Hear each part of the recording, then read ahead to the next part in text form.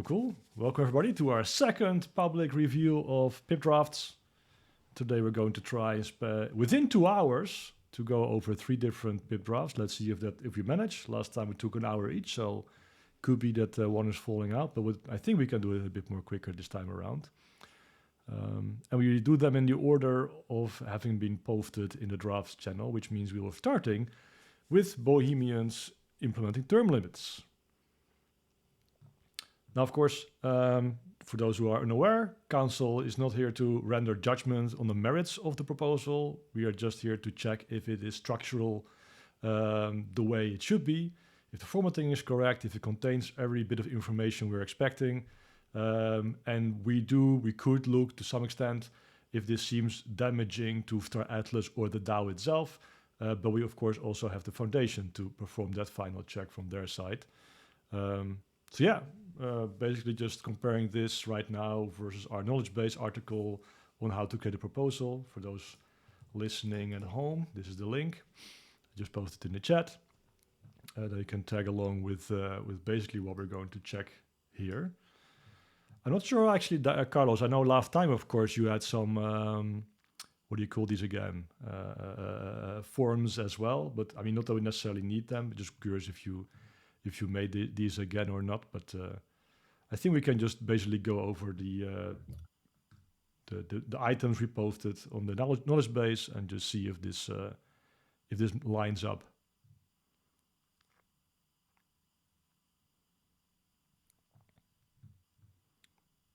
All right. Even though I have high-speed internet, but I'll do the best I can. No, it's fine. I see. You're struggling over there, but that's perfectly fine. Let's just. Oh, what are you doing? What are you doing, Brian? So I have a PIP review project set up. I can always throw this in here to get the specific if we wanted to do that. I have no idea what the end result of that is, but I mean, I'm fine with just going straight through it and just seeing if, just going over the items one by one. So, I think it makes sense just for people potentially listening and just for perhaps since even the 3 of us have probably not read everything or not recently, to just read it out loud and then state our thoughts on it, again, regarding the structure and if there's anything missing or wrong. If you have any personal opinions, we can write those down as well.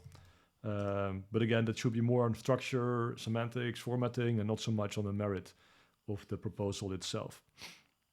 Yes. I'll try to keep notes, by the way, so we can post them right away. Cool. Shall I read them? You want to read them, Brian? We can do a term. We can do a paragraph. Yeah. We'll go. All right. So the rubric. You guys can't see the rubric, can you? No. Okay. Well, but that's fine. I put the link. I put the link in the chat. So yeah, following this knowledge base, the governance, creating a proposal. I'm sharing it right now, but I'm going to swap back over for while we do this. But just so you know what I'm looking at, this is really what we're using to review. Yeah, so the header, the title, Implementing Term Limits for Star Atlas DAO Council Members, author Bohemian. The header, title, author, that is concise, so that would immediately meet that requirement. Summary, this proposal establishes term limits for Star Atlas Council members to ensure fair leadership turnover, prevent governance stagnation, and encourage fresh perspectives in DAO decision-making. It updates the existing election framework by introducing a 2-term limit, after which a council member must sit at least one full term before running again. This proposal ensures that governance remains dynamic, decentralized, and resistant to entrenched leadership, aligning with the DAO's principles of transparency and equitable representation. So this is a summary. I think that from my perspective, it adds the summary adds a lot of assumptions of what the summary does. I don't know if we necessarily want that. I mean, it's not a technical summary. It's a high level summary of what they think it's going to accomplish. From my perspective, I don't think that this PIP would accomplish those things. So I don't know if we need to make it more a technical summary of what it does. Like a technical summary would be this, limits the people sitting in 2 terms. Yeah, it says that in the middle, like it updates the existing election framework by introducing a 2-term limit, after which a council member. So that basically that sentence in the middle is basically what we're doing here. The rest is a bit of fluff, but I don't think we necessarily need to. There's only like one line before, one line after. I think it's okay. Like if there's a whole bookwork coming, like okay, please just shorten this. But I guess in this case, it has the essence. But could be more on point, but yeah, I think it's okay personally. All right, you want to start with the I'll do the motivation. It's a long one, but I'll read your screen because I don't have it in front of me. So the motivation: the current stateless council structure does not impose term limits, allowing members to serve indefinitely if re-elected. While continuity can provide stability, unlimited terms create serious risks that undermine decentralization, fairness, and accountability in governance. Section 1. Preventing power entrenchment. Without term limits, long-standing members can accumulate significant governance influence, benefiting from institutional knowledge, name recognition, and privileged access to critical discussions. And then e.g., I'll just skip that. These advantages can create an uneven playing field, making it difficult for new candidates to challenge incumbents fairly and reinforcing power imbalances within governance. Over time, this can lead to power centralization, contradicting the core principles of a decentralized autonomous organization. Implementing governance safeguards, such as term limits, transparency measures, and fair election mechanisms, helps ensure leadership remains dynamic, inclusive, and accountable. Section 2. Encouraging fresh perspectives and innovation. A rotating leadership structure introduces new voices and diverse ideas, leading to more dynamic and adaptive governance. Governance structures that allow indefinite terms often stagnate, as long-term incumbents may resist change. I was just briefly distracted. may resist change or prioritize maintaining their position over fostering innovation. Regular leadership change ensures governance evolves alongside the community's needs and priorities. Section 3. Increasing election competitiveness and fairness. In governance systems without term limits, the same candidates often dominate elections, discouraging community members from running. By enforcing a 2-term limit with a mandatory break, new candidates have a fairer opportunity to gain experience and contribute. Greater candidate participation enhances democratic legitimacy and strengthens the DAO's credibility as an inclusive, decentralized entity. Section 4. Strengthening DAO accountability and transparency. Leaders who know they must step down after 2 terms are more likely to prioritize long-term benefits for the community rather than personal influence. Regular turnover prevents governance structures from being controlled by a small group, increasing transparency and trust in decision-making. Mandatory leadership transitions reduce the risk of corruption, self-serving governance, or biased decision-making. And the last, not the last, actually it's a conclusion even. Section 5. While it is important to retain institutional knowledge, this proposal does not ban former members from returning. It only requires a 1-term gap after serving 2 consecutive terms. This ensures a healthy balance between experienced leadership and fresh perspectives, avoiding both stagnation and the loss of valuable expertise. In conclusion, this proposal prevents power concentration, promotes fair and open elections, fosters innovation, and upholds decentralization principles. By implementing term limits, we ensure that the Star Atlas DAO remains a dynamic, community-driven ecosystem where leadership is earned, refreshed, and continually validated by the community, rather than indefinitely maintained. All right, that was the motivation. So I always think that the motivation is very subjective. If you feel that as a PIP author that this is the text that explains how you got to this idea, then I don't think there's a lot we can say. The one thing I am a little bit concerned about is that it may, I know this is like a very popular word, and it's also a bit too strong, but it may contain some misinformation. That is kind of what I don't actually mean in what you're suggesting, because that can be argued about. But there's a lot of chatter about leaders and leadership, and of course, council members are not leaders of the DAO. And I mean, this whole argumentation is kind of written indeed as if this is like a governance of some institution. But the council, of course, is not. Again, I don't necessarily think we should go into the whole discussion again about what you're writing here, but the fact that you're referring to leadership, I wonder if that is something. I mean, if people read this, they may just get a different idea of what the council is actually doing than it actually is. And I wonder if that is something we should we should make a point about here. I'm curious how you guys feel about this. Yeah, I feel similar. Like a lot of this is their opinion, but it's not. It's Yeah. quite hard to enforce. Like actually, none of this is true, or this is just one person's opinion out of a multitude. So I think perhaps if we, with this sort of situation, then in the sections below, which is like pluses and minuses, I forgot the exact term for it. Pros Then and cons. maybe that's where we can address some of the they need to put in disclaimers that this may not be how the DAO actually operates.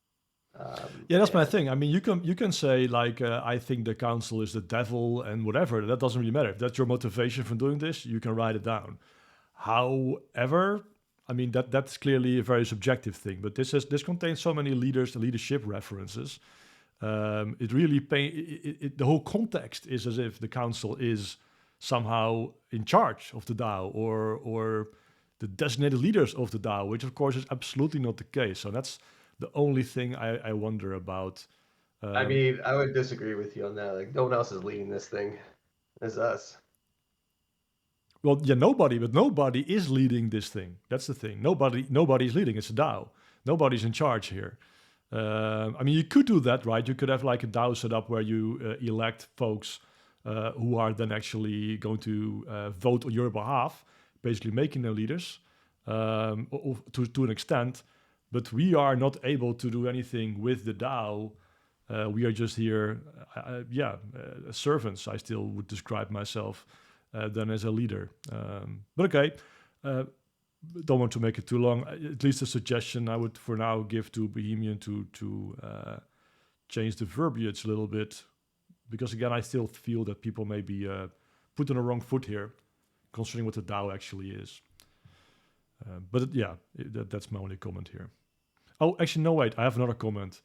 No, okay, never mind. That comes with the next section, actually. So yeah. All right, who's Brian? I think since Carl's are very laggy, I think it would make more sense if you and I take turns in actually reading this stuff. Sure. Specification 4.1: the Star Atlas Council and its powers. The Council will continue serving as the DAO's administrative body, overseeing governance discussions, reviewing PIPs, and advancing community. Posted in the chat because my voice so is not working great. No, I'm you're just gonna very comment on laggy. this now. I don't think it's necessary for this PIP to remunerate the powers that have already been granted. So like this right here, we should just get rid of, because Absolutely all agree. they're doing is introducing term limits. You're not restating it, because this actually slightly changes what the election PIP with enumerated powers does, right? Yes. So yeah, is somebody taking notes? I am taking notes. Perfect. Okay, yeah, so 4.2 is unnecessary as well. Council size and term length, number of seats, term length. Council members may serve for 2 consecutive terms, after which they must step down for a period equal to 1 full term before becoming eligible to run again. This cycle repeats indefinitely. I'll just keep going and then we can circle back. A council member may serve for a maximum of 2 consecutive terms. After serving 2 consecutive terms, they must sit out for 1 full term before running again. After the mandatory break, they may serve for another 2 consecutive terms and repeat this cycle indefinitely. There's no lifetime limit on total terms served. Only restriction on consecutive elections. Example scenario: a council member serves 2 consecutive terms, must sit out for 1 full term before running again. After sitting out, they may run for another 2 consecutive terms, then must take another break. This cycle can repeat indefinitely, ensuring leadership rotation while allowing experienced members to return. Where is the knowledge base. And we're still going through specifications. Okay. The eligibility and voting process proposal does not alter the nomination or voting process, but introduces new term limit rules to determine candidate eligibility enforcement. Candidates who have served 2 consecutive terms will be ineligible to run again until they have set out at least for 1 full term. The current eligibility and verification process remain unchanged, with an added check to ensure compliance with term limits, transitions, and vacancies. If a council member reaches their term limit, their seat will be opened for election in the next cycle. If no eligible candidates run or there are not enough candidates to fill all available seats, the next highest ranking candidate from the most recent election will be appointed to the vacant position. If no previous candidates are available or willing to serve, the DAO committee will hold a special appointment vote to fill the seat temporarily until the next regular election. If a seat becomes vacant midterm due to resignation, disqualification, or other circumstances, the next highest ranking candidate from the previous election, if applicable, will be appointed. If no candidates are available for previous elections and no community vote is possible for any reason within 30 days of the seat becoming available, the foundation may nominate an interim council member, but this nomination must be confirmed by a community vote before taking effect. Okay, so jumping back up here, this Should be stripped. 4.1, I think that 4.3 and term length is just repeating themselves over and over again. There's a lot of redundancy here and copy pasting or something. Yeah, they should be trimmed down to really a quarter. Yeah, I would say. So this eligibility, I think this is okay. Yeah, it seems like it's also repeating the prior 4.3. Yeah, it looks like they applied, or I mean, it looks like they applied some AI to update the whole old specification with this, and it just basically went everywhere. Yeah, but this changed a little bit, and again, copy paste. Yeah, just for readability, it would be good to just strip everything and just put it succinctly once. I think 4.5 contains a bit more, could be, but I really feel this section should be redone. Yeah, not only does it need to be redone, but it's not part of the summary. And this is changing the way that election works. It's not just a term limit anymore. Like you're giving a foundation the ability to nominate council, special elections. So all of this would need specifications, right? You can't just throw it in here. Well, this is the specification, of course. The summary does not. But I'm talking about these next elections, right? If a seat becomes a vacant, there has to be a special election. That needs, if that's in here, that needs a whole section on how to do a special election, right? Because we created an entire election with the council PIP, time-wise, how many people can run. This doesn't have any of that. No, but it doesn't say you should have a new election. It says we take the next highest ranking candidate from the previous election.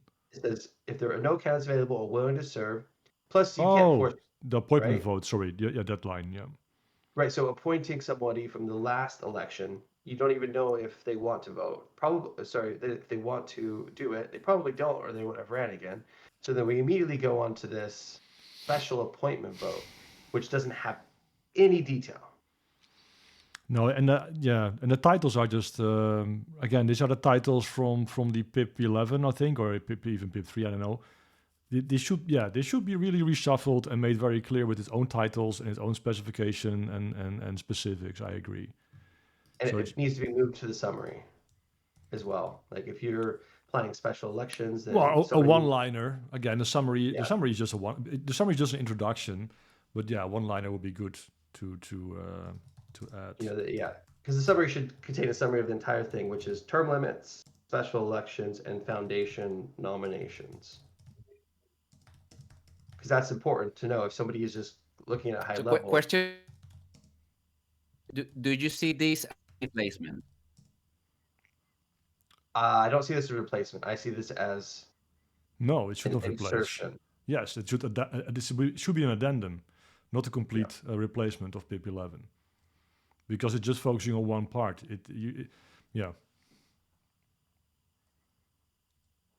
Really belong there unless it's a PIP replacement, because he's explaining mechanics and a lot of alternatives that don't exist currently.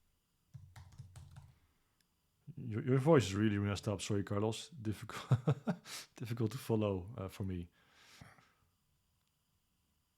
Yeah, just commenting on John. Absolutely, there's concerns that we won't have enough people to run, but we're not actually going over that.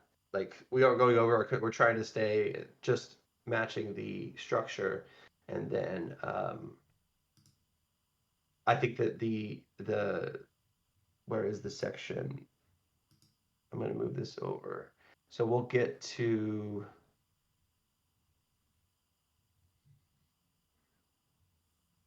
Do we have the? Where is the one that's? Do we not have a What are you looking for?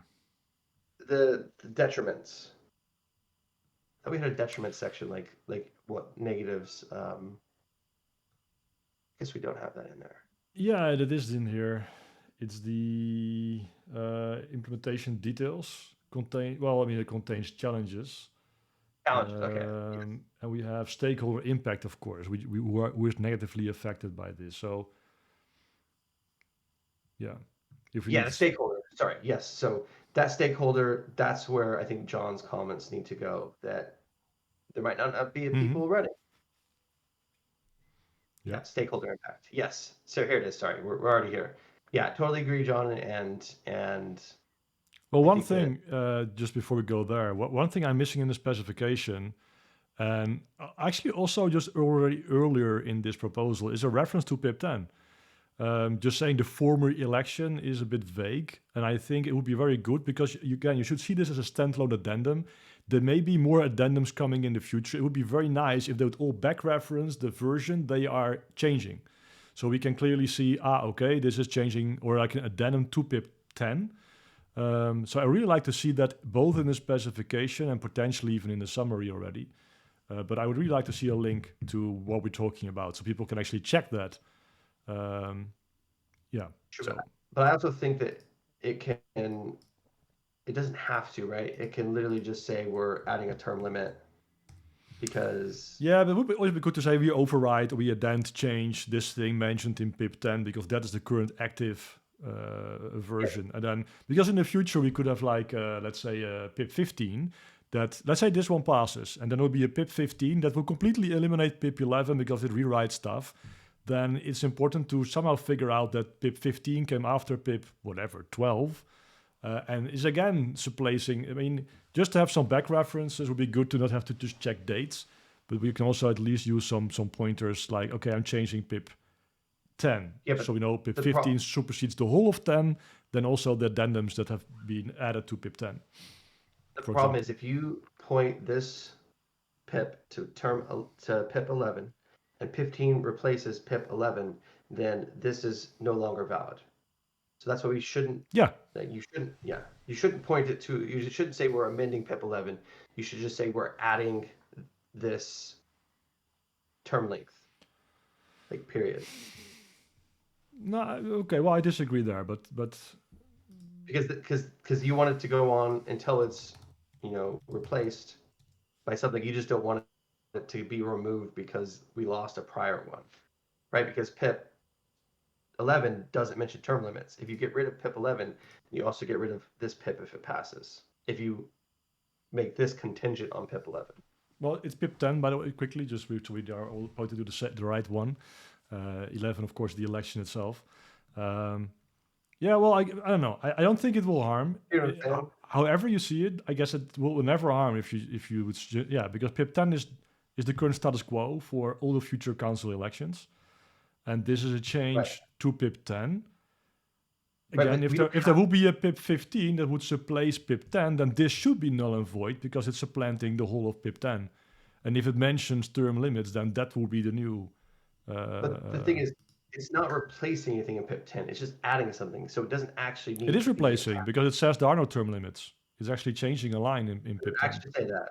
Yes, because we included in PIP 10 for clarity. So now it's actually changing something. So that's why... I see what you mean. If it's... Yeah. No, because it's replacing something. It would be good to really be specific. Like, what are we replacing? It's in this pip. Again, because a pip 15 could come, or pip 20, pip 30, however, that would rewrite the whole council thing, and then it should be in there. Again, it doesn't hurt just to be clear, like what's happening here. I think that would be good to just have a back reference to what we're talking about. If that's the way we want to go, then yeah, we should do that. But I'm also still happy with just having a term limit without referencing a prior pip. All right. Let's move on. Move on. Stakeholder impact. 5.1. Who benefits? DAO community gains a more inclusive and rotating leadership that prevents monopolization of governance. New candidates faces a fair electoral landscape as entrenched incumbents cannot continuously dominate elections. Outgoing council members can return in future elections, benefiting experience while ensuring fresh leadership opportunities. 5.2, potential drawbacks, loss of experienced leaders. Some experienced members may temporarily be required to step down due to term limits. Mitigation, the one-term break allows experienced leaders to return in future cycles, ensuring governance continuity. Implement a 1-month mentorship program while candidates elects receive training and guidance from outgoing council members to ensure a smooth transition and retention of institutional knowledge. Okay, hold up. Sorry, just to comment right away on that. That's, of course, a weird thing to mention only in the stakeholder impact. They should also be in the specification if that is, and also an implementation if this is something you want. And also the summary. But this is actually already part of PIP 10. Oh, actually, here's a PIP 10 reference. So, or perhaps it may just be written in a strange way because this is already implemented. We already have this mechanism. But of course, he wrote this before PIP 10 passed. And that's why it's probably in a different, So this should probably not be here, unless he. He can point to PIP 10. This is solved by the 1 month that PIP 10 defined for this. That's fine. But it should be just it should be rewritten in a slide. It's a bit at least it confused me. I would suggest to rewrite that. Let me put it like that. Okay. So this is another thing, like reading through this is very one-sided. Again, we're not really here to determine that. It's up to... we are not done yet. The leadership gaps is what John was referring to, the next... No. Sorry, I was just talking about 5.1. Oh, okay. 5 point... the rest. 5 point... Okay, let's do the rest. Shall I take it over? Leadership gaps. Yeah, you take over. If too few candidates run, there may be temporary governance void or unfilled seats. Mitigation. Encourage broader community participation by actively promoting council elections and governance involvement. Promote leadership training initiatives through volunteer groups to prepare future candidates and increase participation. Allow top candidates from previous elections to fill in seats that become vacant or can't be filled. See section 4.5, yes. If no past candidates are available, hold a special community vote to appoint an interim council member rather than relying solely on the foundation for appointments. I'm not entirely sure if this mitigates much of anything, because if you cannot find... So you don't have enough, the old people don't want to do it, then what is the community vote going to... Who's the community vote going to appoint exactly then? I wonder now here, but... Well, and this is where I wanted to hop in. This was one of my critiques, was this special community vote is mentioned here, but there's no specifics on how that would be handled or anything. Yeah, that's what Brian mentioned just now when we went over 4.5. Exactly. So that's 4.5 is lacking in specifics. But you're right, Fuckracker. This doesn't actually mitigate it because it's introducing things for the future, but we need candidates now. So having encouraging broader participation, the election's already over, or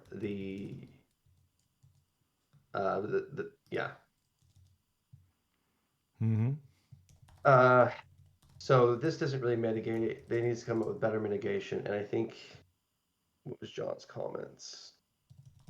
I think it should be pretty simple. If there's not enough candidates, what are the mitigations? Like, this is not really clear. And what happens? So we close the application, right? That has a specific date. Then do you have to reopen applications? Do you go through that 1 week periods? All of that is missing as well. Yeah, this is very vague, very vague. This needs, I mean, even top candidates is vague. What are the top candidates? Like the top something based on what? Who's determining this? Definitely lacking. I mean, in my suggestion, potentially to Bohemian, I don't actually even know if you should go that deep. Yes, it is lacking, but it feels like band-aids, strange solutions to somehow work around that. I think you should perhaps make that easier, simpler, somehow. I don't know. Anyway. Yeah, let me finish up.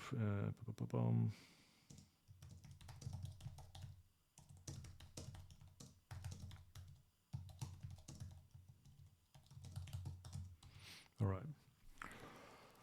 Implementation details, I think. Let me check if you have any comments here. Theory crafting, a lot of AI noise. Yeah, well, perhaps, but yeah, cool. All right, implementation details. The new term limits will take effect immediately upon approval. Current council members will have their previous terms counted towards the new limits. Example, if a member is already serving their second consecutive term, they must sit out the new next election before running again. Election cycle impact okay, this is not really actually relevant, the 6-month term. Okay, members may serve a total of 12 months. Then for a 9-month term, total of 18 months, and so on.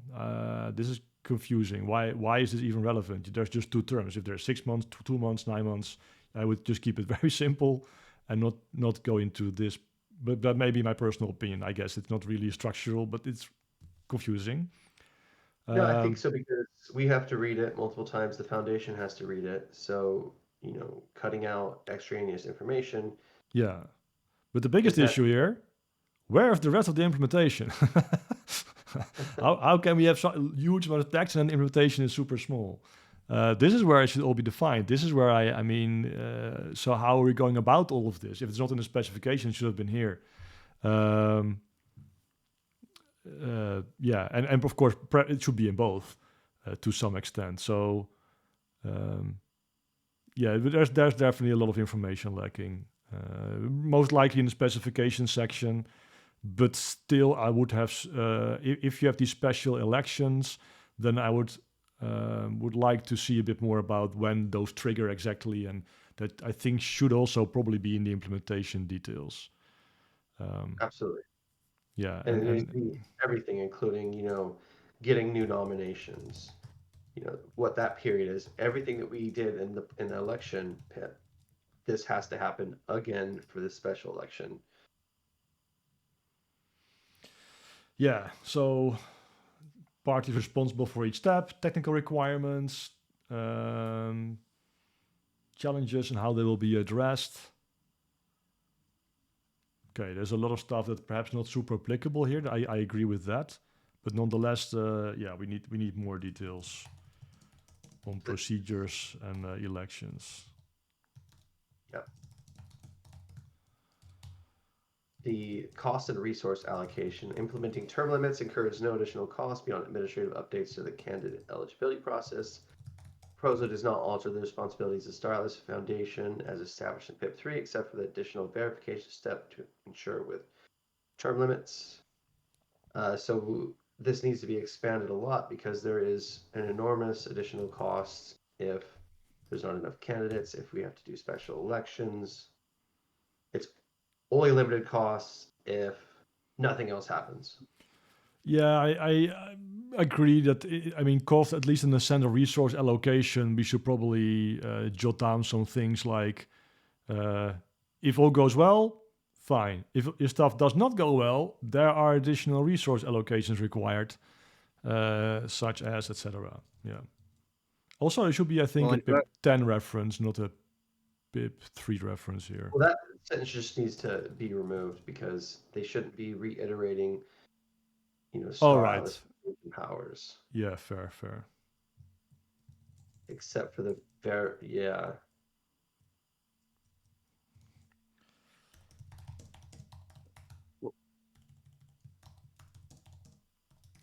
Yeah, well, that would be an additional resource. Would be that cost would be of a resource would be that the foundation would need to do something in addition to what they're already doing, right?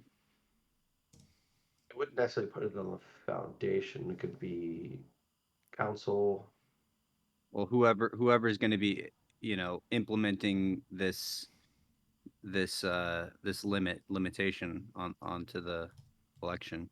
Right, that's in the first sentence. Implementing term limits incurs no additional cost beyond administrative updates, unless your administrative update does not include verification of term limits. I see what you're saying. Yeah, good point. I'm just going to comment on Signal about limiting the ability to vote. I think that's a poll-holder decision. So absolutely, if you're looking at the merits of this, then once it goes to vote, how likely it is to be put in or not, and that's not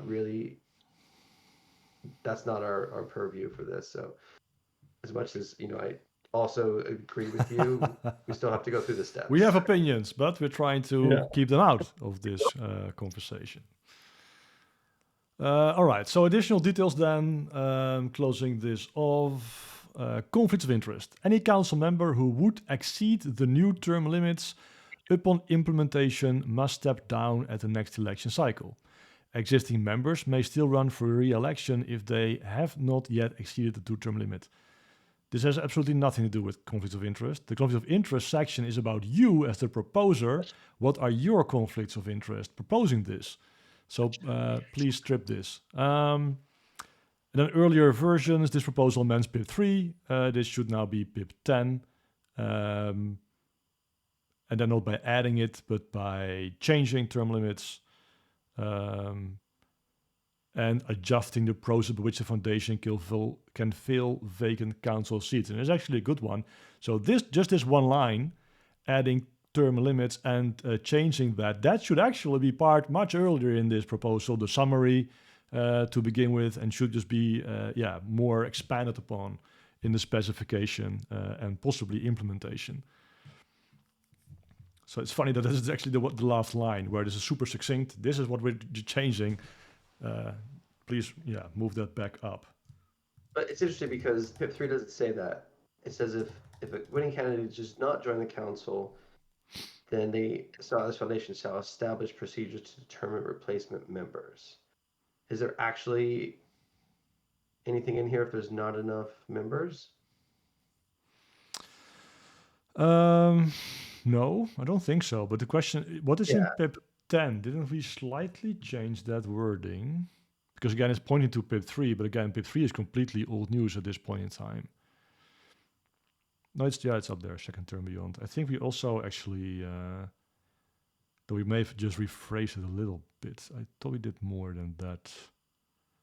Yeah, 4.6, I think it's even here. Or not. No, actually, no, wait. So we don't actually have.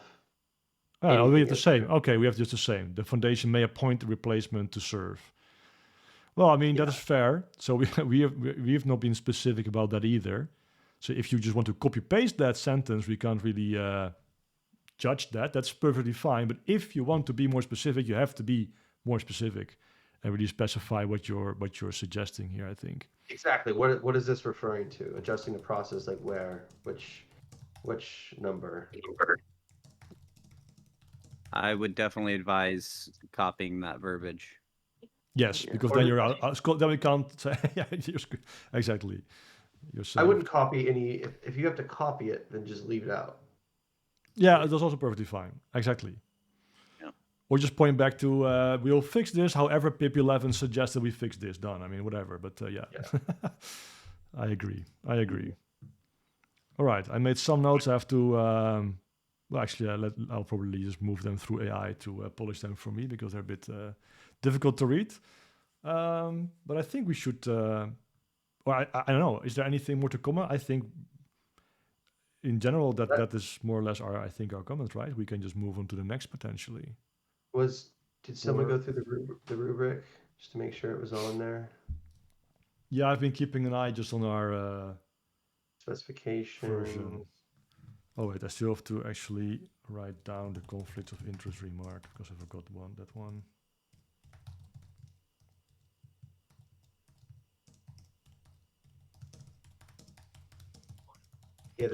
Yeah, okay.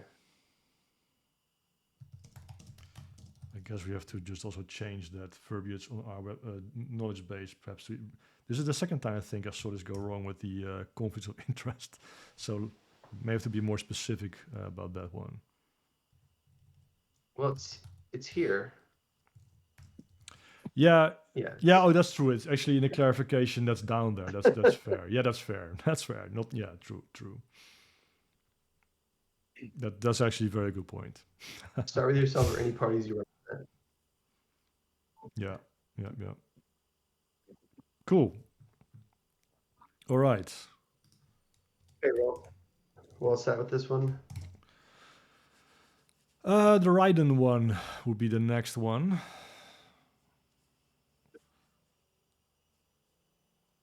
And I have to admit, I didn't even read this yet myself in full. I did glance, I think, the beginning and portions of it, but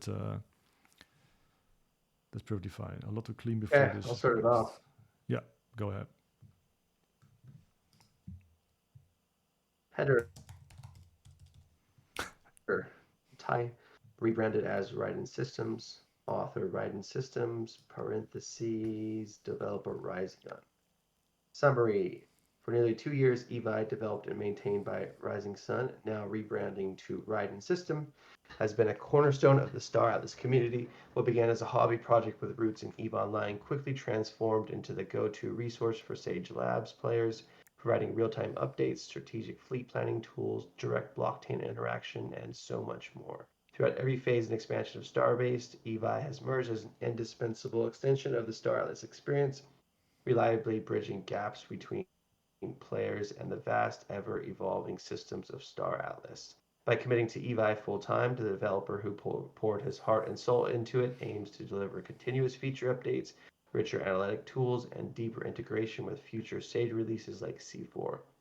This proposal guarantees that a proven builder will continue innovating, thereby turbocharging community engagement and accessibility for every pilot, guild leader, and metaverse pioneer.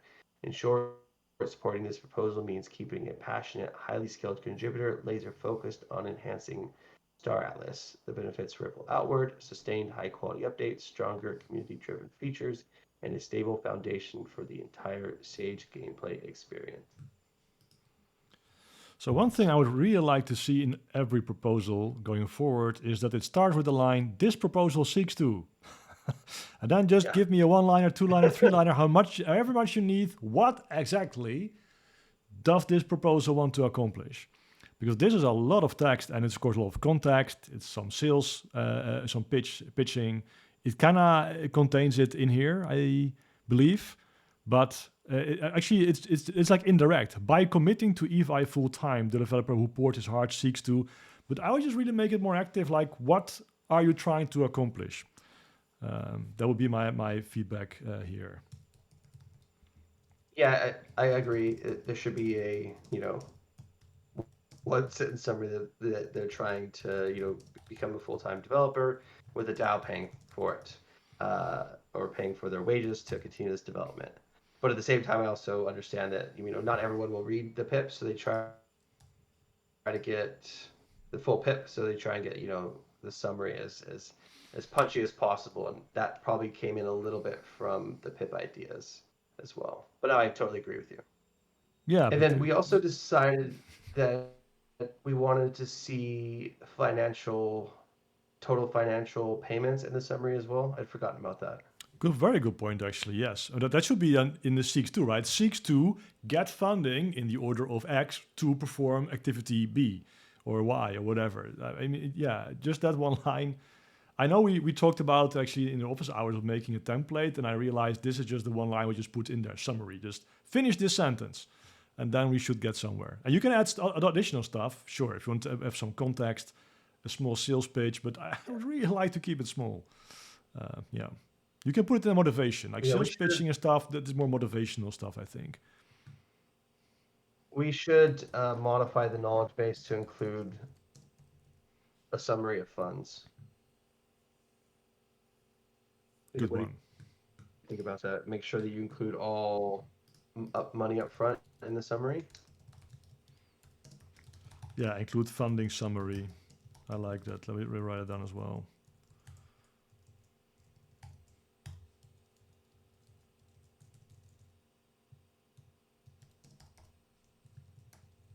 Yep.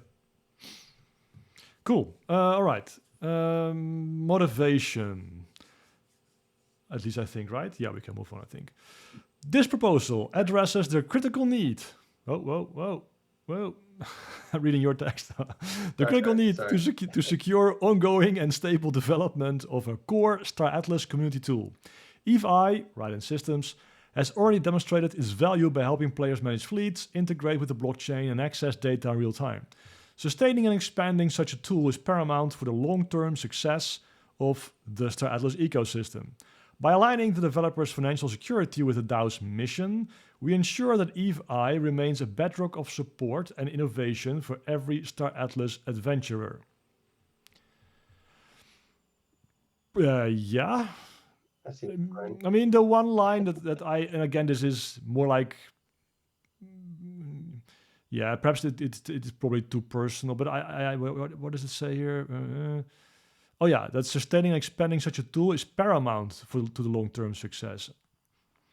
Yeah, okay, I guess it's a sales pitch, right? It's fine, but yeah. All right, let's just move on. I think this is, I mean, whatever, again, motivation you supply is basically fine. It's just misinformation that triggers me a little bit, but yeah, whatever. Oof. This is a longer one. Will you take this, Brian, or shall I do it? Yeah, you take it. I'm still recovering from the summary. Fine. Specification. Below is a detailed proposal for funding, operations, and governance of EVE-I. All text is taken verbatim from the original proposal. What? I'm already confused. What does that mean? Where's the original proposal, and what are we referring to here? AI needs to be, it needs to be cleaned up. Okay, first feedback, please clean this up. The proposal, funding request, 5,000 USD per month, 2,500 Atlas per month. The core of this proposal is a stable 5,000 USD monthly commitment from the Star Atlas DAO to sustain long-term development of EVE-I. And now we just call it EVE-I for now, just skip the parentheses. This funding will, 1, enable full-time development. Rising Sun is committing to full-time development of Raiden Systems for Star Atlas. A commitment to building out a robust set of features and ensuring consistent development on future Star Atlas modules. 2. Provide tax-adjustable livable income. At local tax rates, 5,000 USD translates to roughly 2,300 euro take-home pay. Barely adequate for a family of 4 and ensuring Rising Sun can consistently...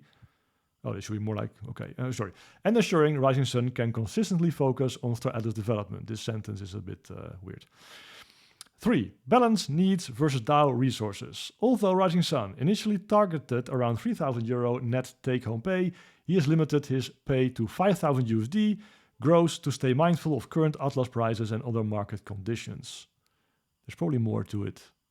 Yeah, a whole lot more. But, well, perhaps briefly on this segment. Brian, sorry? I think, yeah. I think that funding requests makes sense.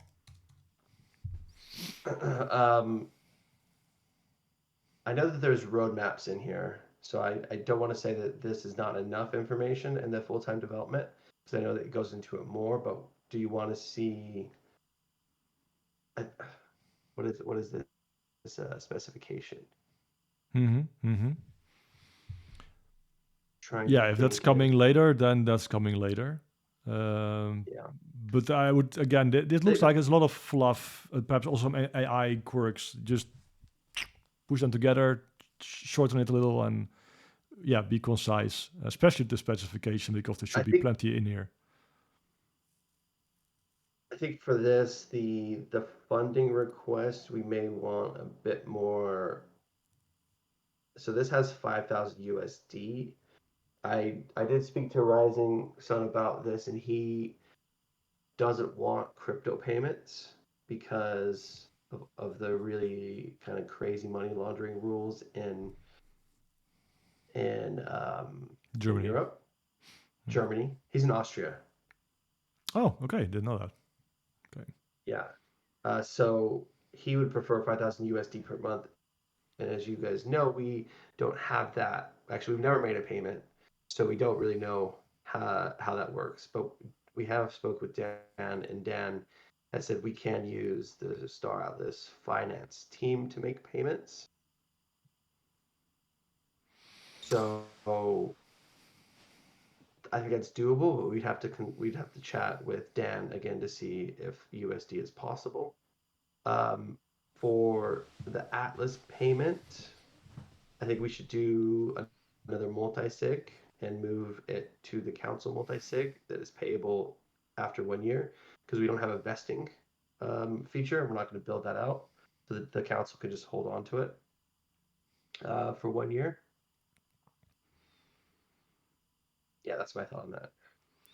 Yeah, it's interesting, right? Because we have only Atlas in the ecosystem fund, so we have to convert everything to USD by basically selling it. Originally, the idea, I think, was that we give everybody a USD equivalent amount of Atlas instead of doing the conversion for them. Because, of course, the hope would also be that you're actually not converting, but just keeping the Atlas. Or here and there, like even if it's like a percentage, it would be better than just converting the whole 100%. But yeah, we would have to discuss that with Dan. I know that people, of course, it makes sense. Everybody is asking for USD because they can do math with that. And Atlas is going up and down. So it's a shaky way to set up a proposal that may take a month before it's effectuated, let alone when you get the actual payment.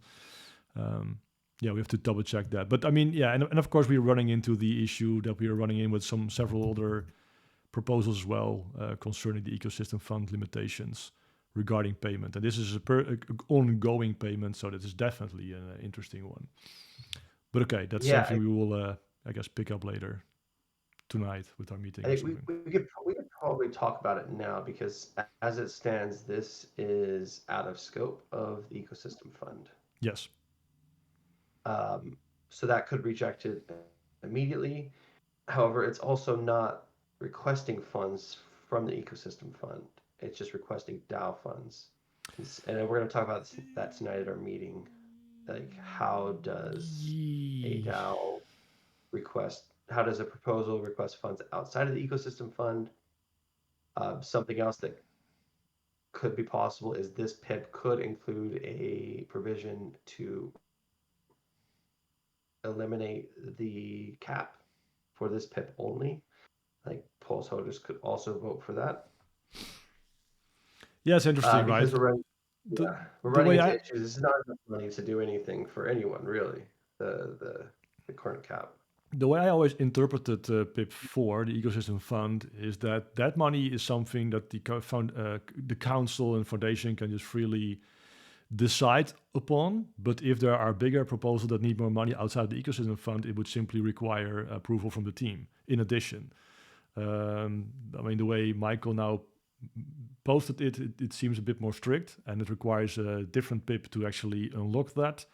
But I don't think it's more really true. It's more a mandate issue, right? It's just that the DAO only has a mandate for the ecosystem fund. And if we would just say, okay, the rest of the treasury requires additionally team approval, then we could potentially just do that. But yeah, this is a different topic, something we have to discuss with Dan and potentially with more people when we get the chance. We'll table that for now. Yeah, we'll table that. Sorry, but yeah, let me, I guess, just continue with the rest, or no? It's probably worth adding a comment that we're discussing that back when we give Rising Sun some comments. John has commented that you could just change this PIP to 2 months and then do a new PIP after 2 months. Ideally, we would like to avoid that, because that's a lot of extra paperwork. If we're going to do it, let's just do it all at once, instead of having to split this up into 6 additional PIPs, which means 6 more ideas, 6 more reviews, 6 more foundation approvals. I So would hopefully actually we don't have to do that. I would actually go so far in saying that, and this is I realize more of a personal thing probably, but that we should never allow PIPs like these to be even go to voting.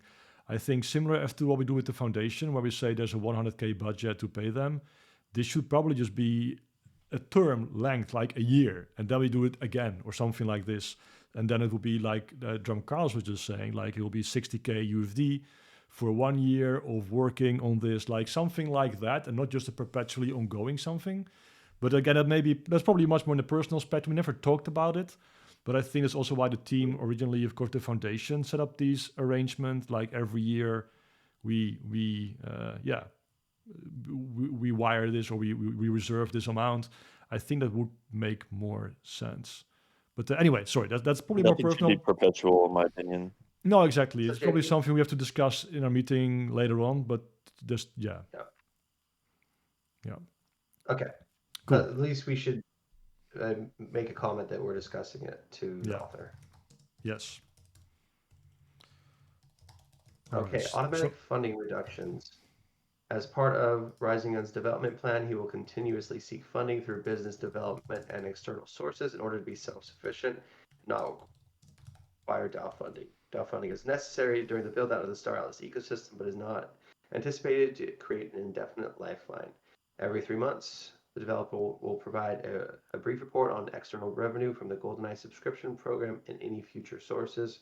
If monthly outside income exceeds 1,500 USD, the DAO's 5,000 USD allocation decreases by the amount above that threshold, especially the more the tool earns from the community, the less the DAO pays.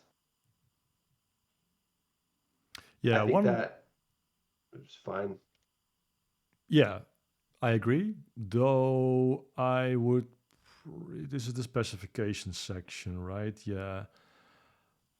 I would like to, and again, this may go to the personal, perhaps, but I would like to see some instructions how we can perhaps also monitor the external revenue. Just to, right, or the amount of transparency that can be offered here. I guess that may be better phrasing it. I think it is because it's on chain, right? So I'm pretty sure it is. I mean, if not, I'm not an EVI user myself, so but I'm pretty sure. You want the income streams transparent, more transparent than him just providing a report. Yeah, if he just tells us where we can view this, you can make the reports as well. But it would be good if it's not just solely you tell us I earned this amount, but can we verify that as well? And I think we can because it's on chain. So it would be great if those if that could be clarified or added here. I think that's a great comment for him to, say that he'll provide wallet addresses of the income streams, which, is visible on the EVI site. I think it would be a great idea. Because if he is or just funding, on chain, right? If you can just see check this wallet, this is where it goes, then that would be great already. Just we could like verify it very easily. Yeah, Emperor. So there is nuances that need to be addressed, but ultimately that we're not addressing that. We have our rubric, we have our template. They go through it. If there's nuances that are missing, then that becomes a voter decision. Okay. Well, unless there are just really funding. bits that should be really right. And it can always be that we're going over our structure and realize, crap, there's something missing in our structure because we actually need this answer, but it's not in here. That can, of course, always happen. So this is also a living document in that sense. But I agree, yes, there's a lot of potential nuances that we need here. Anyway. Yeah. You want to go? Sure.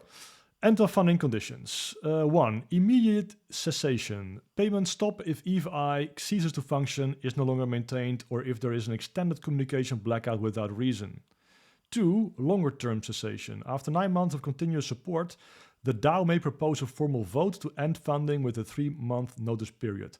Yeah, and this is exactly why I would just say, scratch that. Just let's make this a 1-year thing. Clearly, we should be able to break that, make that smaller if you stop working or if this somehow ceases to function or whatever. but then we don't have to do the longer term cessation anymore either. I think it makes everything just more, easier, simpler, safer as well for the DAO. So yeah.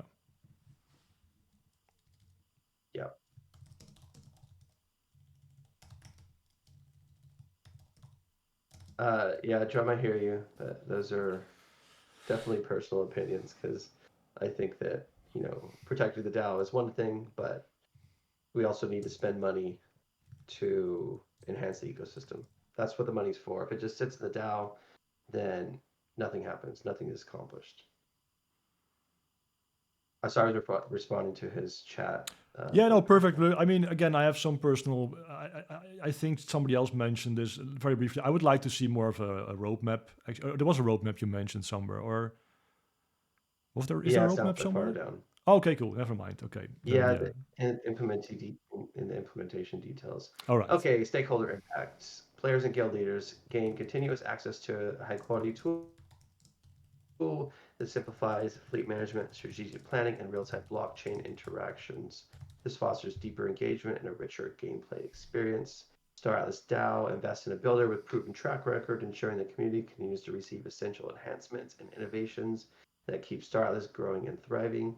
Broader ecosystem and future modules. The proposal prepares EVI for upcoming releases like C4, showing it remains aligned with future expansions, new features, and the broader infrastructure needs of Star Atlas. The result is a healthier Star Atlas ecosystem, one that continues to thrive from the grassroots up.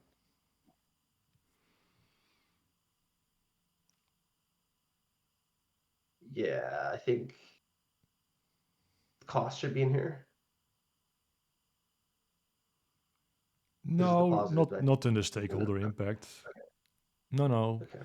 Yeah, I'm just thinking about it a little bit. I mean, it's very, of course, sales pitchy like sort of, but that's sort of fine. I think we have to think. Well, there is a negative, so we do need the negative stakeholders. Yeah, fair point. Actually, I realized now, glossed over that when we came to the previous PIP, but yeah, there should. Oh no, actually no, it was in there. Never mind. It was in there. Yeah, so we just add a. But saying, hey, we're spending money, I mean, that's kind of like for every PIP. I don't necessarily think that PIPs need to say, oh yeah, this treasury is bleeding dry. But so yeah, no, I think this. I think the downside could be that. Okay. The downside could be if another developer pops up that wants to do something similar, then they're out of luck because we are already paying a developer to do this. So that's but that's more a competitional thing. I know. And perhaps nonsensical, but just pops up in my head. Nonetheless. I actually had the same thought. Yeah, so people have been discussing, if we pay money out, there won't be money for other people. I think that's a losing argument. If somebody's here willing to build now. That's true. No, that's absolutely true. He's here now. No, exactly. That's why I'm not sure how much that really, how much value that argument has, but just something that popped up. Yeah. Never mind. Let's go to the implementation. You're up. Implementation details, background and context from EVI to Raiden systems. Origins. EVI started as a hobbyist's EVE Online mapping tool. When Sage Labs launched, Rising Sun leveraged this existing infrastructure to build a Star Atlas specific version of EVI, which quickly became a community staple. Rebranding. Raiden Systems merges the legacy of the Rising Sun username, I have no idea how exactly, but okay, with the developer's real-world name, forging a brand identity that seamlessly fits Star Atlas's futuristic lore. I guess his real name is Raiden? I actually don't know. This is also, I don't really think, this is just the background and context. I think we talked about it before. That should not be the implementation details. This should really be, I don't know. We talked about it last time, but perhaps the motivation or just make a new section and just say background. I mean, that's also fine if there's an extra section somewhere. Anyway. Rising Sun's personal journey. I think this also should go. Transitioned from a stable corporate position to devote full-time attention to EVI in April 2024.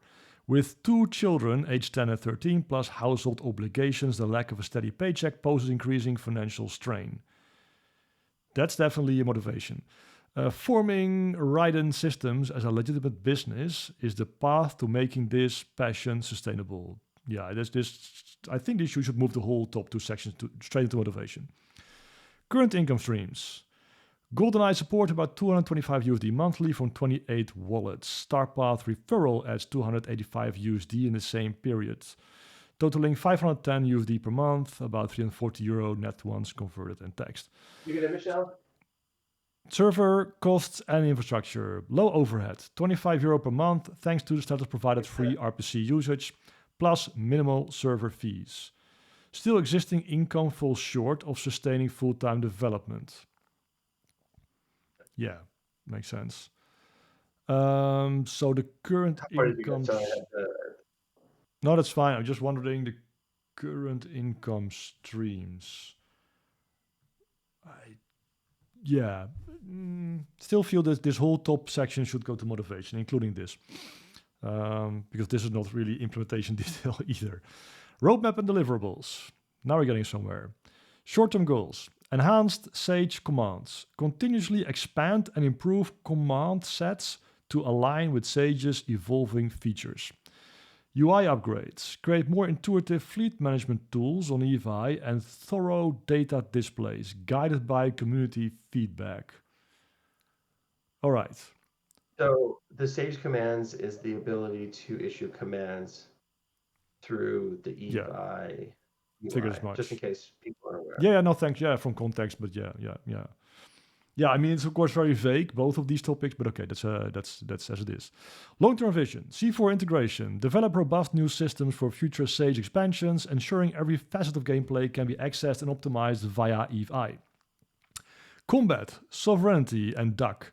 Features including the Star Atlas killboard. Okay, this one I don't know the reference. What is the Star Atlas killboard?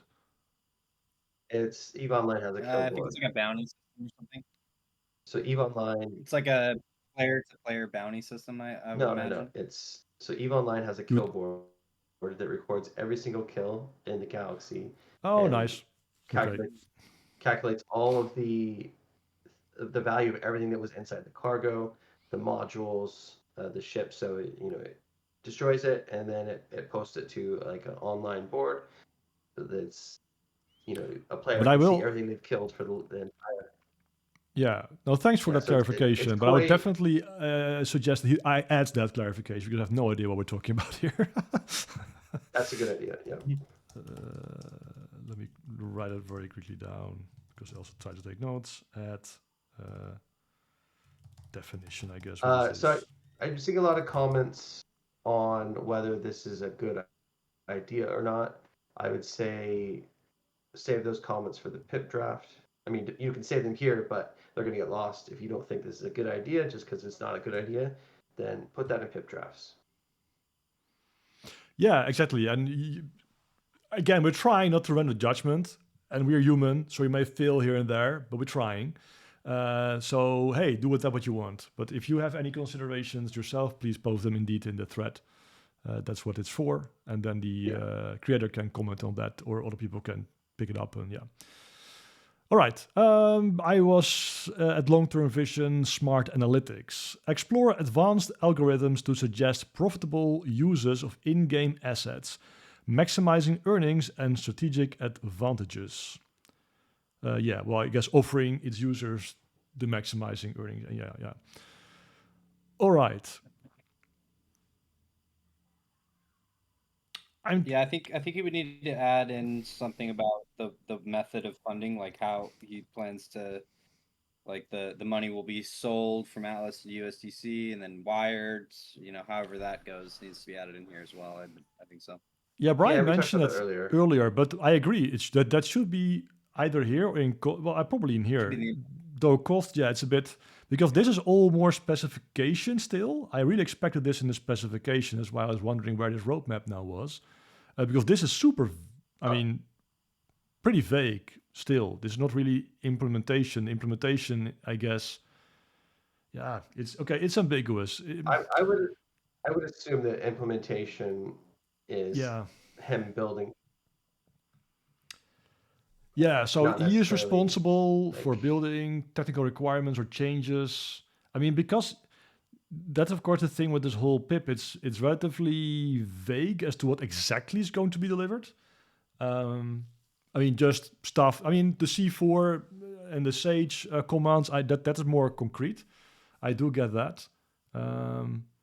But yeah, usually, of course, the specification says, okay, this is what we basically want to do, and the implementation, this is how we're going to do it. And I do get that. That's why I think this could go to specification. Implementation could just be very small. Like, well, I pledge that I'm going to work on this full time for the next year, and in exchange, I expect this amount of money transferred to me in this and this and this way. Perhaps something like this. But I agree that it's just it's ambiguous, I guess. I think, yeah, maybe a payment implementation section would be a good comment. Yeah, I mean, yeah, exactly. Because we have cost and resource allocation, but actually in this case, that will be very short. Like there will be money allocated to Raiden, done. But the way, perhaps, how you want to receive that in this case, well, I mean, could go either here or there.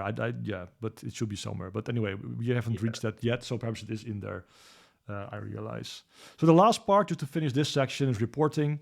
Raiden systems will deliver regular updates on development to the community and will maintain regular contact with the Settlers Council to apprise them of any blockers or irregularities with the development of Raiden systems. I like the first part. I'm not entirely sure about the second. Should this not just be the DAO? Like, why the council per se? Like, what's the council going to do if there are any blockers or irregularities? I mean, they could shut down funding. Well, actually, they can't. But that seems to be implied, perhaps, from here, as the DAO can do that. But again, we lack the procedure for this. But I mean, but yeah, not a strong opinion. Just wondering if this should be different. But that could be perhaps more personal opinion, actually. I guess. Anyway, anybody else on 6? I mean, be a suggestion to change that the Star Atlas Council to the Foundation, because I think the idea here is that sense. you're not trying to regularly report to polis holders, because that would be unwieldy. So no, I think it's. I mean, the polis holders are giving him funneling a lot of money. So I think regular updates. I would actually even say let's define that. Let's say monthly, for example, would be pretty good. If we have somebody full time working, then I think the DAO should be updated actually. Yeah, because regular is too vague. It can be twice a year, once a year. Yep. Okay. Timeline. Immediate start. Funding to commence upon approval by the DAO, enabling Rising Sun to commit full time immediately. Monthly development cycle, continuous feature updates, analytics improvements, and iteration with Sage expansions. 3-month checkpoints. Brief reports on external revenue to determine if the automatic funding reduction should apply. 9-month mark. The DAO may propose a formal vote to end funding with a 3-month notice period. 1-year vesting. The 2,500 Atlas portion is proposed to vest over 1 year, ensuring long-time alignment between the Raiden systems and the DAO. I'm right away curious now, because the 1-year Atlas... Sorry, Bodhi. Go ahead. It said earlier that 2,500 was monthly, and here it's reading it's the 2,500 Atlas portion. It's reading like it's a singular. Right, so that should be Whereas updated. above, Yeah, I think it's that same thing. Should Like, that is too vague for me. Like, if you get it every month, then it should start vesting after the 1 year, and 1 month is the first time you get that. So after 13 months, for example.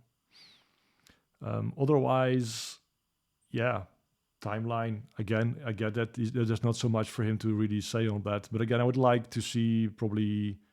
Oh, here it says 3-month checkpoints. 3-month checkpoints. Brief reports on external revenue. Okay, because we also don't have a timeline or like a frequency on that. And here it is, 3 months. If the automatic funding reduction should apply. I would also like to get that if it's not applying, so that we know it doesn't apply. We know what is, if it's growing at least, or I guess. I'm also a bit wondering. This maybe, it's probably personal, but I'll just toss it in ownership. Like, this is a black box. Like, we are paying somebody to create something, but that is that mentioned somewhere, or am I too early? I think that they started talking about potential revenue or DAO payback, but it hasn't been added That's to true. this paper That's yet. true. That's true. That's true. That's true. So it just started. I No, think it is. It is the automatic John refunding, right? added. I think the automatic refunding talked about that up there Yes, in but the. that, but that, yeah, Yeah, fair point.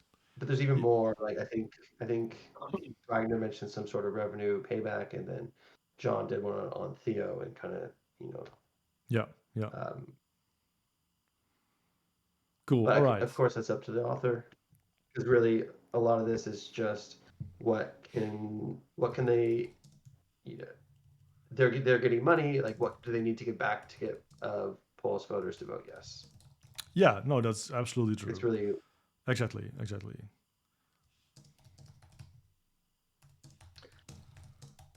All right. I can take the next one, but.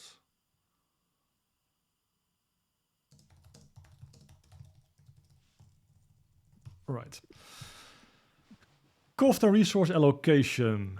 One-time costs, none. Existing infrastructure has low overhead with partial coverage through the status provided free RPC usage. Ongoing costs, monthly. Yeah, it's not really costs, of course. These are more just the funnel. So 5,000 USD gross from the DAO treasury and 2,500 USD in Atlas vested over 1 year. This covers full-time development, server infra, and living expenses for the developer's family. Automatic funding reductions. For each dollar above 1,500 USD earned from external sources, e.g. GoldenEye or future revenue streams, the DAO's 5,000 USD allocation is reduced by the same amount. Yes, I get what that means. But I wonder if it should be more, if the phrasing should be a bit more tighter here. To really, there's no ambiguity or unclarity about how this would work. Who manages these ongoing efforts? Raiden Systems, led by Rising Sun, is solely responsible for development and maintenance, delivering monthly updates and quarterly revenue reports to the DAO. Good, so it is monthly. I would definitely add that, as I mentioned before, up there in the reporting section as well.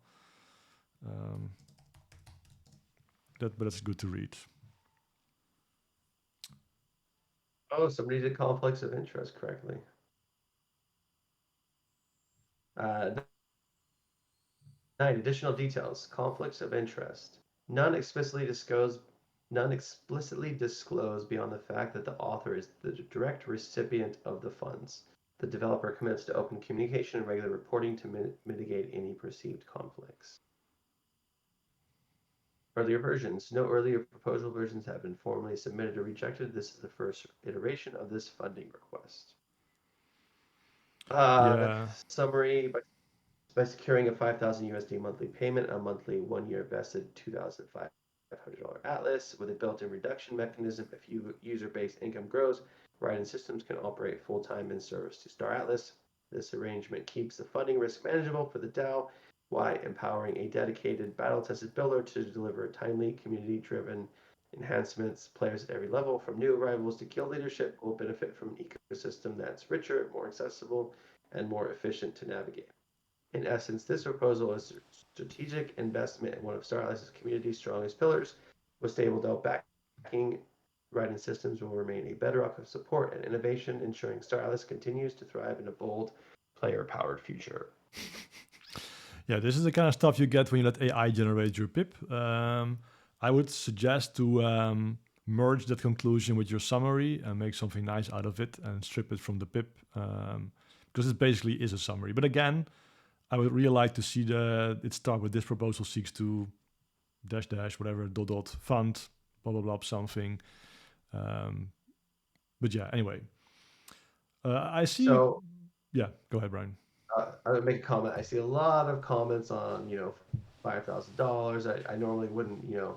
I'm trying not to put my personal opinions in here, but since everyone is insisting on putting their own personal opinions on whether this is worth it or not, I'd like to remind you that he's been building Evi for free for the last 2 years, and if he doesn't get funding, he will probably shut down. So keep that in mind when you're deciding whether this is beneficial for the ecosystem or not. would not interpret it as he is keeping us hostage, right? Or what do you call that? Like that's a bit of a very negative view, I would think. But ask him. I mean, ask him. Like, ask him what would happen if this would not pass. Like, what are you going to do? Then you have the answer, I guess. Should that go in the proposal? Should we? No, I don't that think in? so. He could add it in. It's a strong. If he says, yeah, I would quit, it's a strong. I would definitely add it because people may be swayed by that argument. But it's up to him, I guess, at this point in time. I did see Bohemian's suggestion Well, about. he said his bills are only €25 a month, so I mean, it would be more of a threat than like he's running out of money, you know. He's working 50 to 60 hours building this. If he has to get a job, he wouldn't be able to do that anymore. So EVI would mostly be deprecated and probably no new features. Yeah, but I would like him to say that, right? This is let's not interpret or intuit what he may do. I see something about a rev share. I do like that Bohemian actually, but that's more personal. Like if we reduce to 5,000, it would also be nice if it would sway the other way around. Like if he goes exceed the 5,000, then that will actually be paid to the DAO. But yeah, again, that's up to the voters in the end to decide this sort of thing. But I get where that's coming from. And again, if you guys have comments on the veracity of this, make sure you put it in the PIP draft. Yes. Okay. Next. Are we all set? With the comment? Yes, I think we are.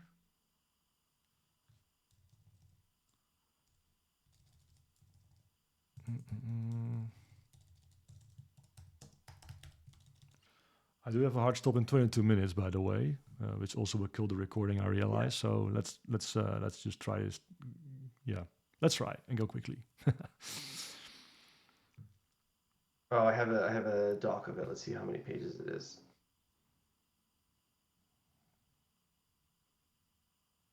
Okay, we'll just.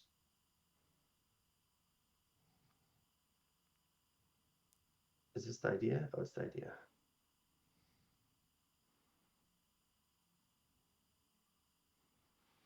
Yeah, okay, so let's get started.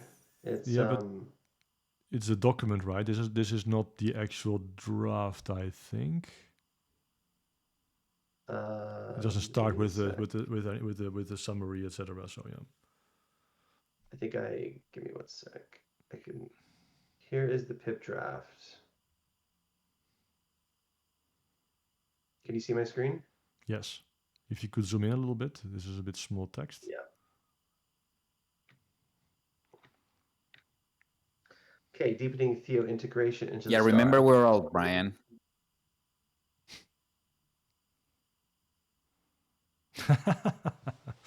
No, it was fine as it was. Okay, deepening Theo integration into the Star Atlas economy, phase 1, funding structure notice reflecting it. Author Dr. John Enos, CEO of Tool. I don't know how to pronounce that. Hopefully that was right. Someone will. I always said Toolie. I also mess it up. Sure, someone will correct me. John, help us. Tool. Tool. Okay, it was Tool. See, yeah, I messed it up. Okay. Tool. Funding structure notice reflecting DAO council feedback and PIP 4 compliance to comply with DAO procedural funding limits. PIP 4 clarify the funding nature. This 15,000 total value project results. Requests funding in 2 distinct phases. So this is kind of like a new section, which I can appreciate. I do like just having the money up front. I don't necessarily think that splitting it. Okay, I'll just read it. This PIP requires 10,000 USDC as a funding for execution. This covers the primary development effort outlined below, delivered according to defined milestones. A separate standalone second PIP requesting 5,000 USDC as a performance-based final payment may be submitted by Tool after successful delivery of the full project scope. Approval of this first PIP does not mandate approval of the second. It will be evaluated independently based on project completion and DAO consensus at that time. This structure ensures compliance and aligns with DAO governance principles. The project scope and deliverables remain unchanged. Drum, you're distracting me. Can you focus on the review? Okay. I do like this financial summary up front. However, I think that if we're doing it under PIP 4 and we're already exceeding PIP 4, then to break it up into 2 to bypass that, it doesn't make sense to me. I would rather, because we know that we're going to have 2. I mean, it does add, I guess, a bit more administrative like layering because there is a second vote. But if we're already planning on this, I would rather, have a. I'll keep this mechanism. short. I mean, I know John. I mean, I already commented on this, and John, I think is changing some stuff, at least in the verbiage, because the second one will just be, right. It's a separate one. It can be not approved. So it's more like performance-based bonus that you could ask about, but you don't even have to necessarily even mention. But it's nice that he mentioned it up front. But I think there's a way to go around it. But let's take it because we have to just discuss the whole PIP4 and the ecosystem thing anyway. So let's just go to the PIP itself, I think, for now. So I take this. Start with this? Yeah, sure. Summary. This proposal requests 10,000 USDC via this PIP as funding for execution towards a fixed-term 6-week project with a total intended value of $15,000, aimed at enhancing Star Atlas's economic ecosystem. Upon successful completion of all deliverables, Tool may submit a separate standalone PIP requesting the 5,000 USDC as a performance-based final payment. Tool will enhance its AI assistant Theo by building integration readiness, adding backend logic for batch economic transactions, integrated crafting/pack/sale recommendations, and migrating the tech stack to Google Gemini/GCP. Furthermore, a limited scope retrieval augmented generation system using trusted sources, like the DAO Knowledge Base, will be built. Tool will also provide documentation for integration and a prototype analytics dashboard for the Star Atlas team.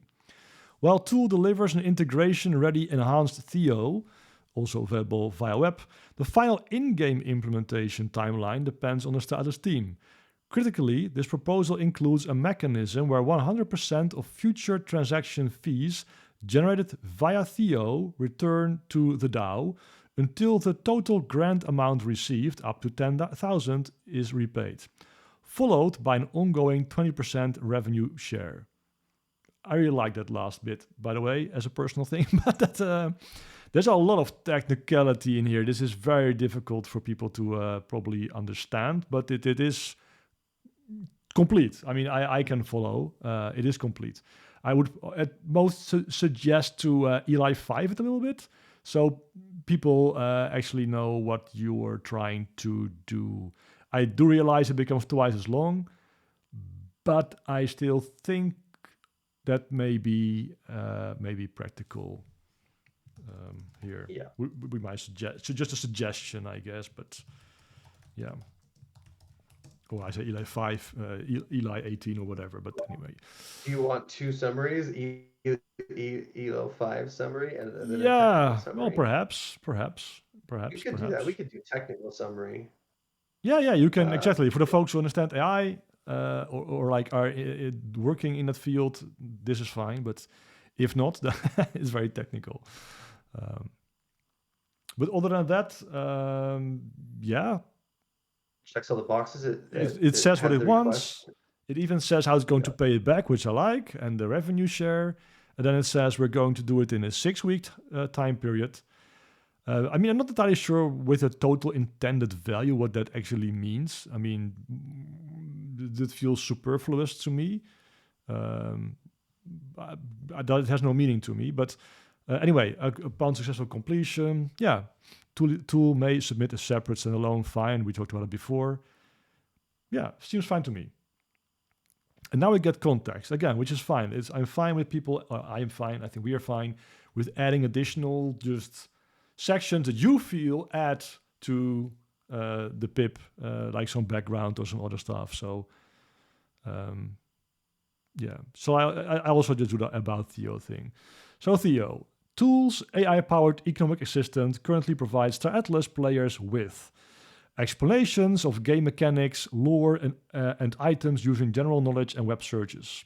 Basic recommendations for item packs, resources based on user budgets and goals. General advice on crafting profitability, real-time price lookups, experimental matching of manual inventory lists with market opportunities, and it currently operates outside the game client with no direct API integration using primarily OpenAI models. Fine, can't really comment on the explanation, so that's all good. Statements of support, let's just move on to that. Michael Wagner is saying, we've enjoyed our ongoing collaboration with the tool team and believe that technology has the chance to be truly transformative. Michael Kane is saying, tools' consistent ability to collaborate with us and deliver products quickly and in the rhythm we require is extremely valuable. And then Jim Carter, the tool team's skill set complements ours at Star Atlas, and I look forward to continuing to work with them in the future. All fine? Okay, I'll give the motivation to you, Brian. Motivation. Star Atlas players face complex economic decisions. DAO aims to streamline these by providing AI-driven assistance for batch transactions, crafting, and market navigation. Integrating trusted community content via RAG ensures accuracy. This project enhances DAO and prepares it as a foundational economic infrastructure, ready for potential integration by the Star Atlas team, leveraging tools expertise to efficiently deliver value. I don't really feel this is a motivation. Yeah, I think the motivation is it will make, I think it's just missing a sentence that says this will make user onboarding easier, or it will make it easier to play the game. Like, it's just missing, like, it's this, but then that last connection. Agreed. I think it's, yeah, I think this can be altered. Yeah, and John, Funcracker's taking notes too, so.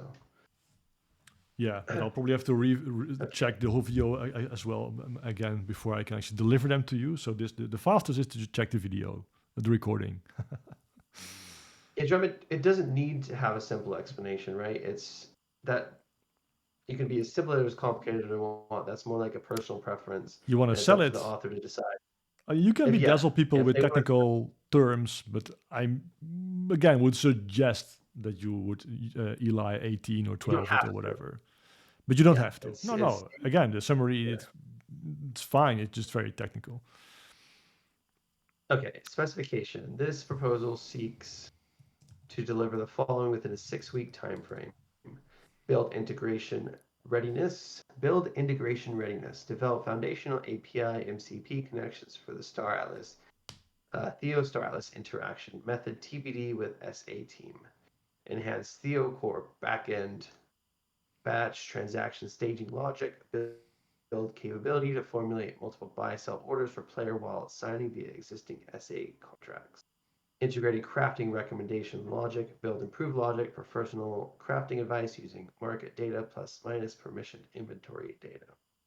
Integrated economic pack logic. Build improved logic for wallet inventory via API and suggest item bundles for sale. Limited scope RAG system. Build and implement a RAG system using trusted sources, DAO Knowledge Base, potentially a FIA, for contextual accuracy. Includes a community content suggestion tool. Migrate technology stack. Port DAO components to Google Gemini and Google Cloud Platform tools. Prototype analytics dashboard. Build a basic dashboard for the SA team showing aggregated, anonymized usage data of the enhanced DAO. Provide documentation. Create documentation detailing how to integrate with the enhanced DAO, facilitating use by Star Atlas and or third parties. Note, tool builds these components and readiness. Final integration of the Star Atlas client is subject to the Star Atlas team priorities and schedule. I mean, this is okay. Good this stuff, is right? Great, but I think this is perfect for like developers. Is they say what they're building, but they're not saying how they're going to build it, because we have no fucking clue how they're going to build. No, but that's the implementation, right? That's the implementation part. Yeah. So for the specification, yes, a bit technical again, but at least it says, hey, 6 weeks, this is what we're going to deliver, which I like. a lot, to be honest. We just need, I think here, we need to ensure, so there is a note, but we need to make sure that anything associated with the Star Atlas team is very clear that they have agreed or not agreed, because it's one of our fundamentals that you cannot have a PIP where a third party has not agreed to it already. Yeah, it would make. I mean, they're making something, but is it like an optional thing, or did did Automata actually say yes? We would love to have that. That would be good to add, I guess. Yeah. So I think John probably in here it would be good to split out. I think what we did on some of our other PIPs where Star Atlas was involved is make it very clear that Star Atlas sections are optional, that you're still building things that doesn't require Automata to, because what Pulse holders and what we as the council of the foundation, we don't want you to get to step 3 and then have a blocker for 6 months because Automata is not ready. So this should be able to at least be standalone and make sure that you could build this project without Star Atlas. Yeah, well, really, it's the number one is where that's applicable. The method is to be discussed with the team. On this number 5 here, they're building something for the team, which wouldn't really fall under the category. But it would be nice they need if the team asked build for something this for them, or right? needs this or is going to use this, because building something for the team without knowing if they even need it is, right. I guess in that case it would be good to have some information, but I agree to an extent, Bodhi. Briefly commenting on Signal, by the way, he says there's a Q&A doc that answers some questions, but of course it should be in the PIP. So that's nice. And again, even if John could explain to me here, it needs to be in the PIP for other people to also find and understand. Yeah, that's a good comment and this is why we tried to kind of stay away from external documents, because then things get split up. In the Q&A, they specify that this would be first in their website. Sorry, you dropped for me, Drum. But again, Okay, that's not really the point. It shouldn't. The PIP should be complete. If their answers are out there, that's good, but it should be in the PIP. All right. Stakeholder impact. Players. Access to an enhanced Theo via web immediately after phase 1, potentially in-game later. Yeah, okay. For streamlined, there's access to enhanced Theo for streamlined economic activities, informed decisions, and time savings. Star Atlas team receives ready to integrate economic AI enhancement built by a collaborative partner, along with documentation for easier implementation and a prototype dashboard for player behavior insights, without significant internal overhead. Okay. Status DAO, reduced risk and potential ROI. Funds project execution via this 10k PIP. A potential 5k performance-based final payment is contingent on successful delivery and a separate future PIP approval. The proposed 100% fee repayment mechanism prioritizes recouping the DAO's total grant amount received, up to 10,000 for future transaction fees. Ongoing revenue. After repayment, the DAO receives 20% of future transaction fees indefinitely. Ecosystem enhancement. Gains valuable economic infrastructure, potentially benefiting all players. Okay. Tool. Receives 10k funding for execution via this PIP. Opportunity to earn a potential 5k performance-based final payment via a separate future PIP upon successful delivery. Showcases its enhanced AI tech within Star Atlas, builds foundational infrastructure, expands within Solana, and covers development costs. So at this point in time, I started to wonder, because back in the day, we actually said you cannot point to future PIPs. I guess the way it's being done here is okay, because you're not saying it should be. I mean, I guess it's okay. I'm not sure you need to necessarily mention this here, but it should be fine. Yeah, it's more, it's fine. Yeah. It can be contingent. Basically, exactly. It can be contingent on a future another PIP. True. passing. So this is they're still going to do it no matter what, even if this future. Yep. Okay, we have 4 minutes. Yes. We're not going to be able to get through this. I'm afraid not.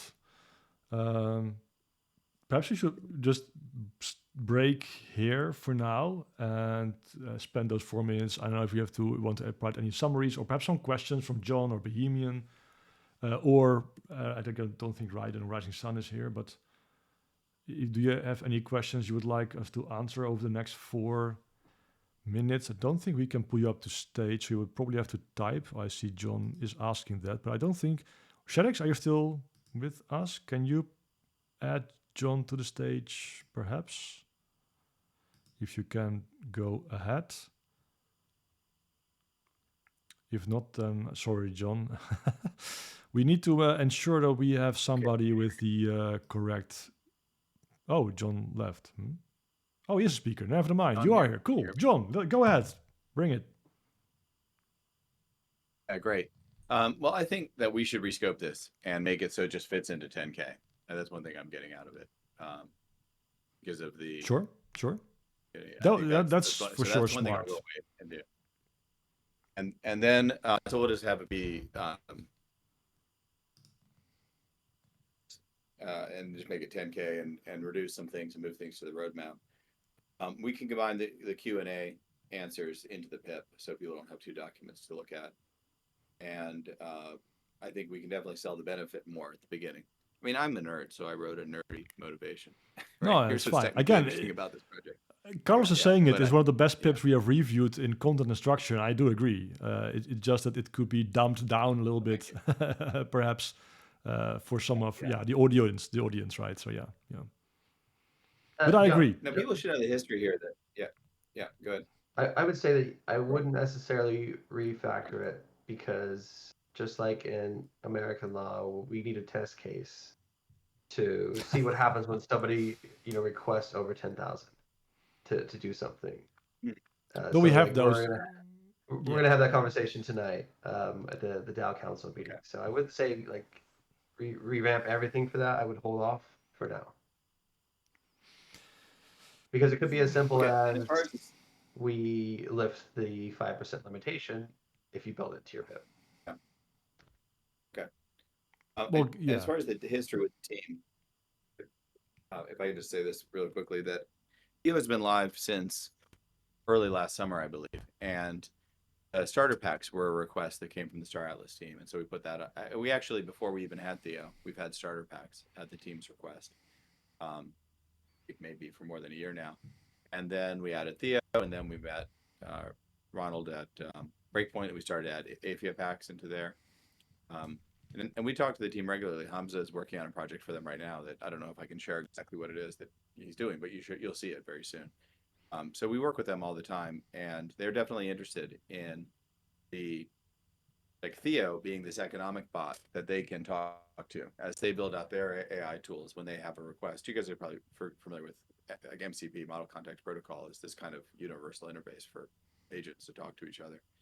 And idea would be either we have an API or we have MCP, and their bot can talk to our bot. And I think that's really the future of a lot of activity on the internet, is going to be bots talking to each other and working things out. So they'll have a request from a user. They'll identify, hey, this is a request tool can help with, and the tool can give input. Maybe tool can execute. There may be a handoff, and tool can execute it. So that's the vision, and they're on board with it, but they just can't commit to any particular timeline. No, makes sense. That's fine. So at the very least, we would want to have it by the end of this, that it's live on our site, it's improved, we have an interface other people can build on, and it's available to the Star Atlas team according to specifications that they'll have, so that on their timeline they can integrate it.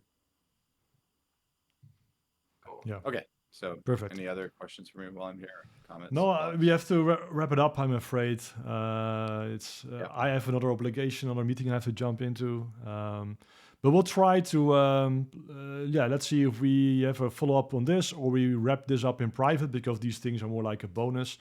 So we may just, let's see. But we'll get, hopefully, quickly back to you with a full report. But hopefully this early feedback is at least of some help already. So yeah, we're trying to do as much we could in 2 hours, but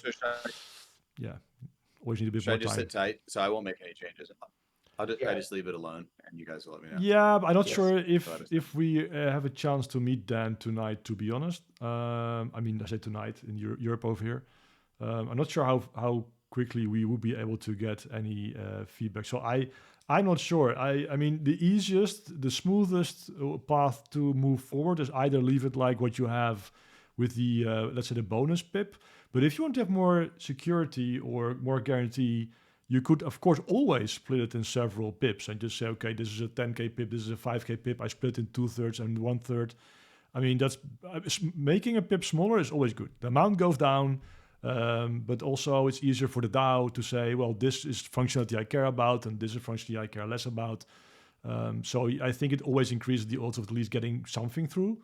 Not saying this would not pass or anything, but if you have the time, and I personally would feel that's the smoothest path forward.